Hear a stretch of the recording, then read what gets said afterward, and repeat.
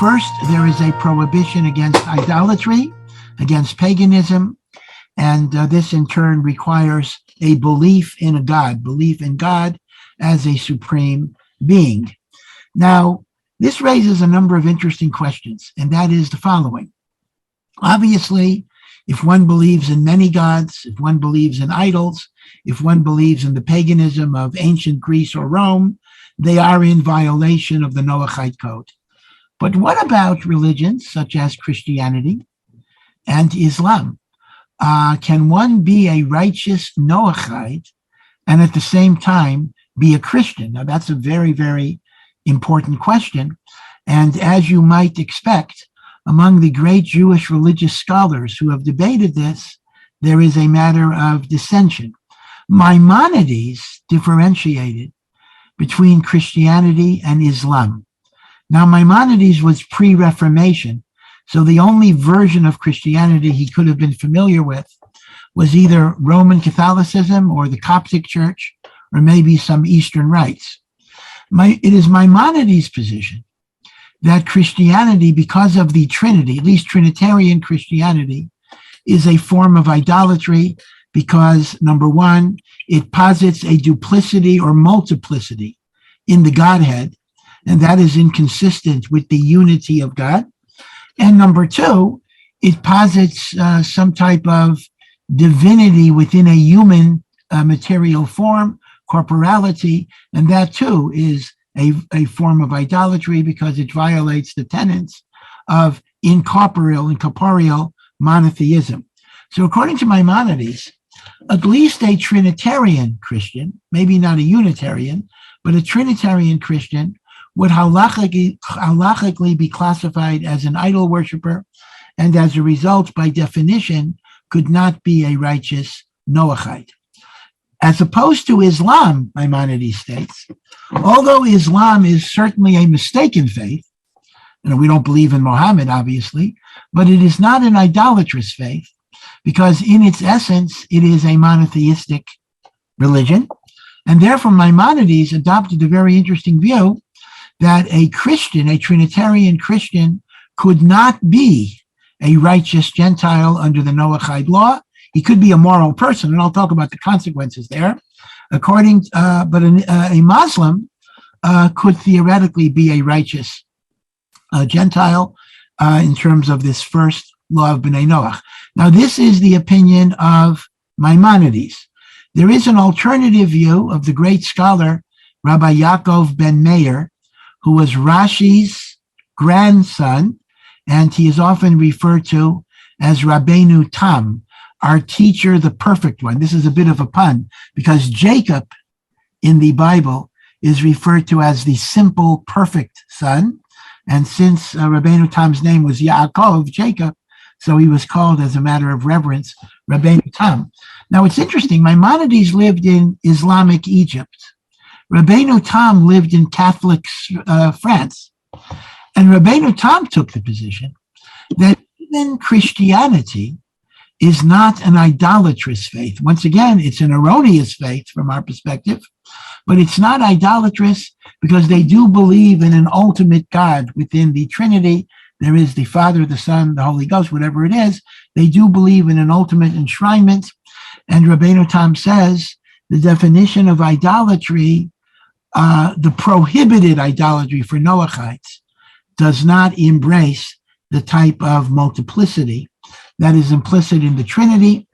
And therefore, Rabbeinu Tam does take the somewhat surprising view that even a Christian could still be a righteous Gentile. Now, let me make it very, very clear that from the perspective of truth, Judaism teaches that both Christianity and Islam are mistaken beliefs. So if one is asking, ideally, should a Noahide be a Christian or a Muslim? The answer is no, 100%. But I'm really raising this as an ex post facto type of situation. After the fact, if one had those beliefs, they might be laboring under a theological error, but they would not be excluding themselves from the category of the righteous Noahides. I also want to make a point that Maimonides himself, who considers Christianity idolatry, still says Christianity served a valuable historical function in weaning ancient society away from the immoral paganism towards an ideal of ethical monotheism. So that's a fascinating point, that even Maimonides, who considers it to be idolatry, considers it to be a vast improvement over the immorality and lack of ethical consciousness that was characteristic of paganism and the like. Now, let me point out that this has a number of repercussions. If someone is a righteous Noahide, they have a share in the world to come. Implication, well, maybe we need to think about this. If one does not qualify as a righteous Gentile, they do not have a place in the world to come. Now, that does not mean, please understand, that does not mean eternal damnation. That does not mean burning in hell. It just means you don't have a share in the world to come, which would mean when you're dead, you're dead. But we're not talking about any eternal damnation. So what Jews say about Christians is not the same as what Christians say about Jews. A Christian might say about a Jew, maybe yes, maybe not, that a Jew is going to burn in hell because they don't accept Jesus. We do not take that position about a Christian. The most we would say is, according to Maimonides, perhaps there is no share in the world to come, but that does not connote any type of eternal damnation or any type of eternal punishment. So that's the comment I wanted to make about idolatry. Now, let's go a little further. Let's go beyond what is called the Abrahamic faiths and look at things like Buddhism, Hinduism, and the like. There, it gets a lot more tricky because, unfortunately, these religions, to some degree, seem to literally be paganistic. Yes, they, Baruch Hashem, thank God, they do have a developed moral code, an ethical code. And in fact, unfortunately, from our perspective, many Jews are attracted to Eastern religions. And that's unfortunate. I believe that 90% of English-speaking converts to Buddhism are Jewish, which is staggering. But nevertheless, much of their ritual appears to be idolatry.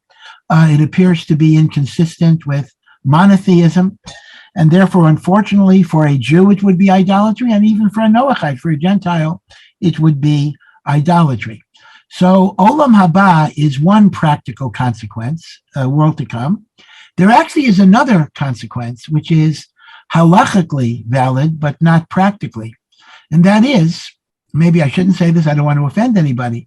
According to the strict halacha is Jewish law, a non-Jew is not allowed to live in the land of Israel unless they qualify as a righteous Gentile. You don't have to be Jewish, but you do have to qualify as a righteous Noahide who is in full compliance, or at least commitment to compliance, everybody sins, with the 7 commandments of Noah. That would mean, strikingly enough, and of course we can't do this, it's not politically correct, that according to Maimonides, a Christian would not be permitted. They could tour, they wouldn't be excluded from visiting, but they would not be permitted to permanently live in the land of Israel. A Muslim could, assuming he's not a terrorist, and a Hindu or a Buddhist might have those problems. As opposed to Rabbeinu Tam's position that Christianity is not idolatrous and therefore one could still be a righteous Gentile, residence in the land of Israel would be permitted. Now, I do want to emphasize that the state of Israel is not a theocracy. It is not governed by religious law presently.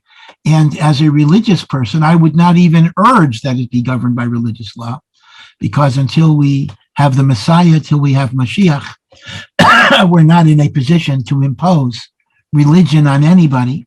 So please do not misunderstand me. I am not advocating for the expulsion of Christians from the Holy Lands, not at all, but just from a pure halachic lens, according to Maimonides, that would be the result, even though that would not be the case according to Rabbeinu Tam.